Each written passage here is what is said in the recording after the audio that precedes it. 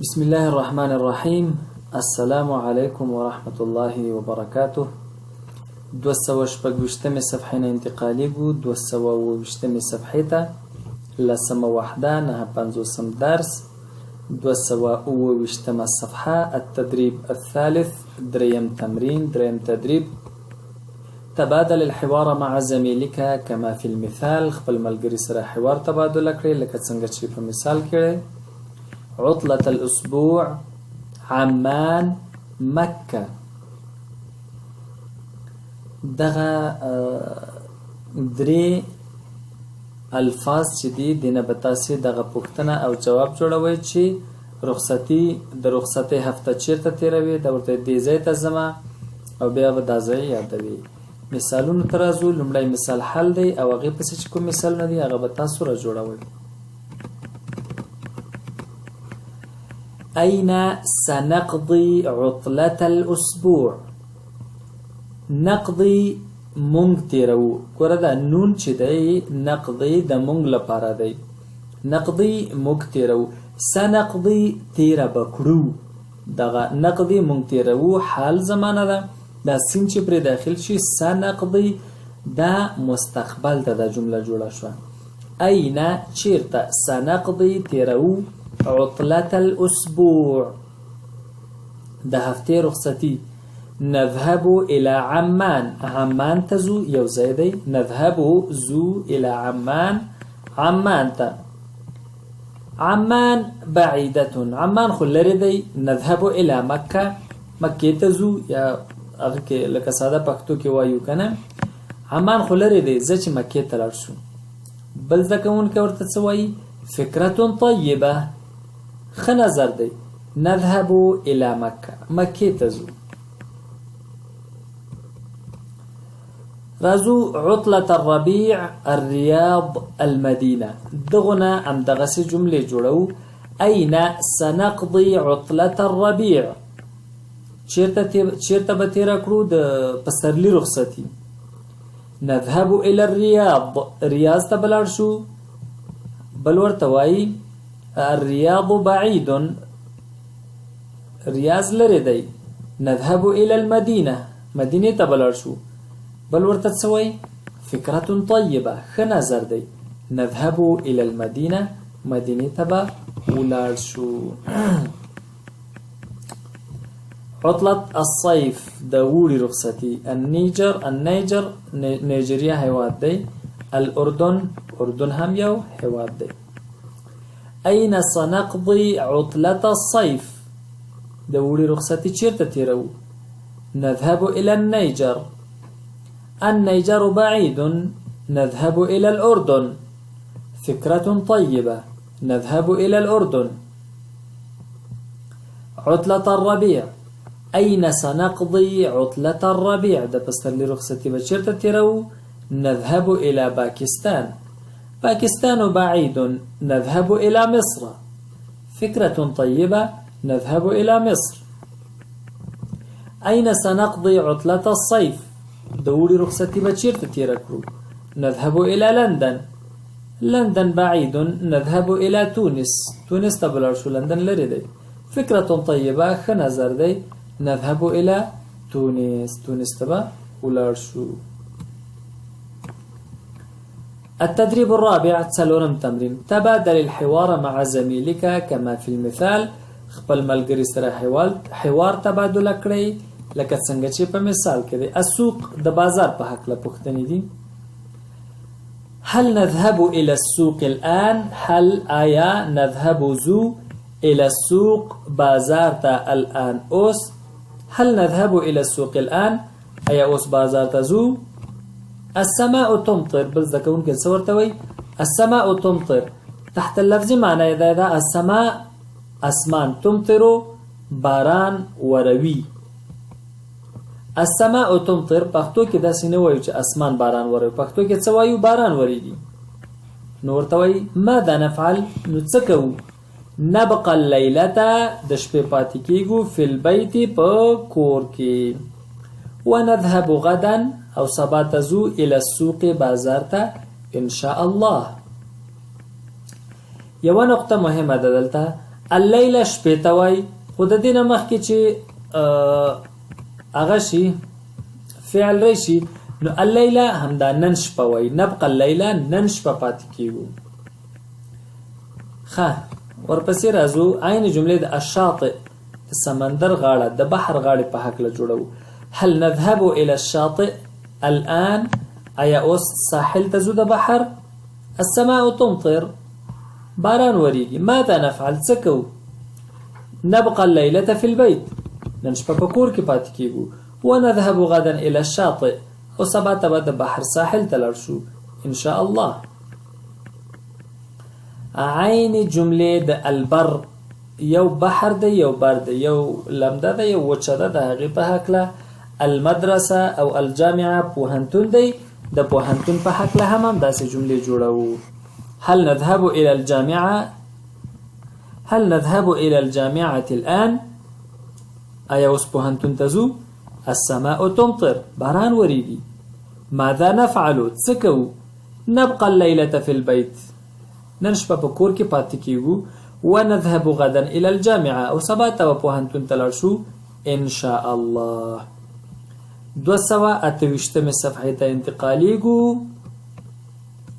تبادل السؤال والجواب مع زملائك كما في المثال. ماذا ستحضر؟ لك چکر ته ځو کنه، یو ته وایي ته به دیګ راوړې، ته به کاشوغه راوړې، ته به مالګه راوړې، ته به پیالې راوړې، ته به ترموس راوړې. ماذا ستحضر؟ ته به څه شی راوړې؟ سأحضر الخیمه، زه به خیمه راوړم. ماذا ستحضر؟ سأحضر السجاده. ماذا ستحضر؟ ته به څه راوړې؟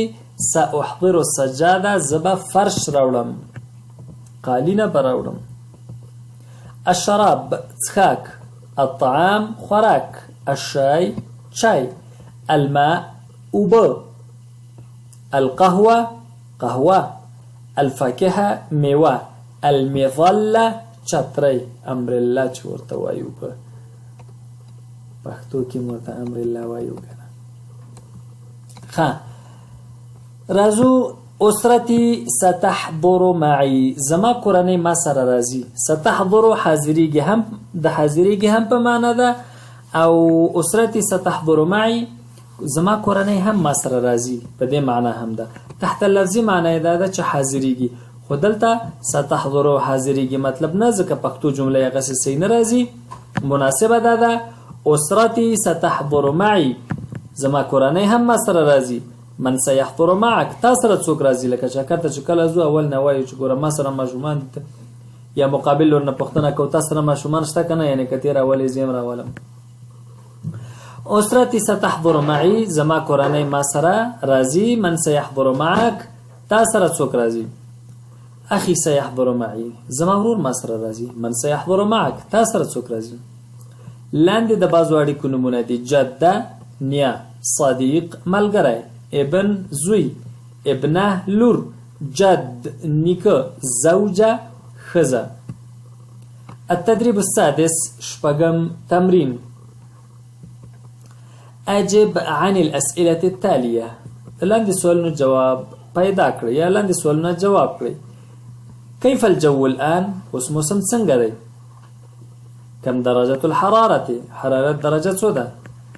درجة الحرارة 40 40. ځان نه دا جوابونه باید یو بل ملګري سره تبادله کړئ. متى تمطر السماء؟ باران کله وریږي؟ تمطر السماء الآن، باران اوس وریږي. كيف الجو في فصل الشتاء؟ په ژمي کې موسم څنګه دی؟ الجو في فصل الشتاء بارد. كيف الجو في فصل الربيع؟ په پسرلي موسم کې هوا یا موسم څنګه وي؟ الجو في فصل الربيع عادي، نورمال دی، عادي دی. كيف الجو في فصل الصيف؟ الجو في فصل الصيف حار، گرم دی. اووم سؤال: أين تقضي عطلة الأسبوع؟ سأقضيها في المدينة. لماذا ولي؟ ما هو الخار کې ترم ولي جواب تاسو تیار کړئ. أين تقضي عطلة الربيع؟ د پسرلي رخصتي چیرته تیروي؟ لماذا ولي؟ یو جواب ورته پیدا کړئ. أين تقضي عطلة الصيف؟ د وړي رخصتي چیرته تیروي؟ لماذا ولې؟ مثلا دې لپاره ویلی شي اقضي عطلة الصيف في القرية په کلي کې تیرو. لماذا؟ لأسكن مع أقاربي وأصدقائي چې خپلوانو او ملګرو سره واوسېږم. متى تذهب إلى الشاطئ؟ د بحر ساحل یا د بحر غاړې ته کله ځي؟ أذهب إلى الشاطئ غدا، سبا ته ځم. متى تذهب إلى البر؟ أذهب إلى البر اليوم، نن ځم بحر. زید چې دی البر دی وچه. القراءة والكتابة، لیک او لوست. اولا القراءة لوست. التدريب الأول اقرأ الفقرة ثم أجب عن الأسئلة. دغه پاراګراف ولورئ او بیا لاندې سوالونه جواب کړئ. هذا فصل الربيع. هذا دا فصل یو موسم وی کنه. موږ څلور فصل لرو نو په پښتو کې فکر کوم موسم ورته وایو، څلور فصلونه ورته هم وایو. هذا فصل الربيع. دا د کوم موسم دی؟ دا د پسرلی موسم دی. الجو معتدل. لږ مخکې ګورئ زه سهوه شوم. عادي مې ویلي، عادي ډېر ښه لفظ نه دی. معتدل نورمال دپاره بیخي ساده او په ځای لفظ دی. الجو معتدل، موسم برابر دی، نورمال دی. هذه الأيام په دې ورځو کې. الجو معتدل هذه الأيام، موسم په دې ورځو کې برابر دی، نورمال دی. درجة الحرارة، د حرارت درجه الآن اوس 20 شل ده. أسرة حازم، د حازم کورنۍ تقضي العطلة رخصتي تیروي في البر په وچه کې. ته وګورئ دشتې ته وتلي دي، د اوبو څرک هم نه لګېږي. حازم احضر الخيمة والسجادة. حازم احضر الخيمة، خیمه یې راوړې ده، والسجادة قالینه یا فرش یې راوړی. واحضر القهوة والشاي، چای راوړی دی، قهوه یې راوړې ده، والتمر او کجور یې راوړي. حازم يقرأ كتابا في الخيمة، حازم کتاب لولي په خیمه کې. دا لاندې سوالونه دي، دا به جواب کوي. أي فصل هذا؟ دا کوم فصل دی؟ دا کوم موسم دی؟ کم درجة الحرارة؟ د حرارت درجه څو ده؟ وګورئ دغه پاراګراف نه به د دې جوابونه پیدا کوي. دا نو ستاسې کورنۍ وظیفه ده. زه به صرف معنا کم درجة الحراره، لکه دلته وګوره درجة الحرارة الآن 20 ده کنه. دغسې جوابونه به پیدا کوي. ماذا أحضر حازم؟ حازم څه راوړي دي؟ كيف الجو؟ موسم څنګه دی؟ أين تقضي أسرة حازم العطلة؟ د حازم کورنۍ رخصتي چیرته تیروي؟ ماذا يفعل حازم في الخيمة؟ حازم په خیمه کې څه کوي؟ التدريب الثاني، دویم تمرین دی. اقرأ الفقرة ثم أجب عن الأسئلة. دغه پاراګراف ولولئ او بیا لاندې سوالونه جواب کړئ. هذا فصل الخريف. دا د دوبي موسم وبخښئ د مني موسم دی. نه پوهېږم چې دا موسمونو کې بار بار زه ولې غلطېږم. هذا فصل الخريف. دا د مني موسم دی، هغه موسم چې پاڼې پکې رژېږي. السماء تمطر الآن. باران اوس ورېږي. أسرة إبراهيم، د إبراهيم کورنۍ في البيت په کور کې ده.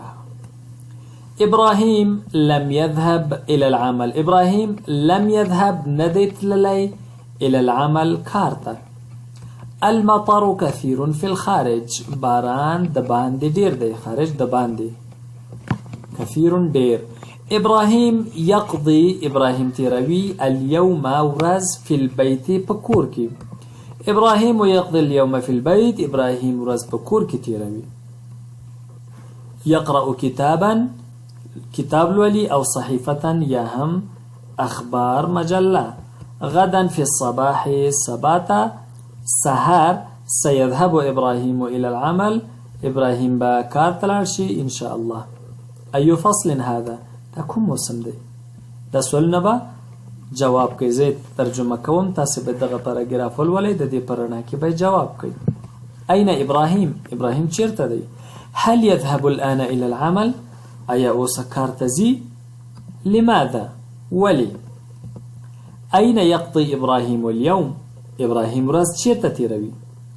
پنځم سوال، هل هو مريض؟ ایا هغه مریض دی؟ شپږم سوال ماذا يفعل في البيت؟ په کور کې څه کوي؟ اووم سوال متى يذهب الى العمل؟ کور ته کله ځي؟ نو دغه اووه سواله دي. دا د کوم پاراګراف چې ما ترجمه کړ اوومې لوست د هغې په رڼا کې به جواب کړئ. 229 صفحه ولوستل شوه. ان شاء الله راتلونکي درس کې به 213 صفحه لولو.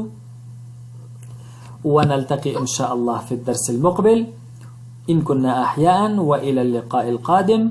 أستودعكم الله والسلام عليكم ورحمة الله وبركاته.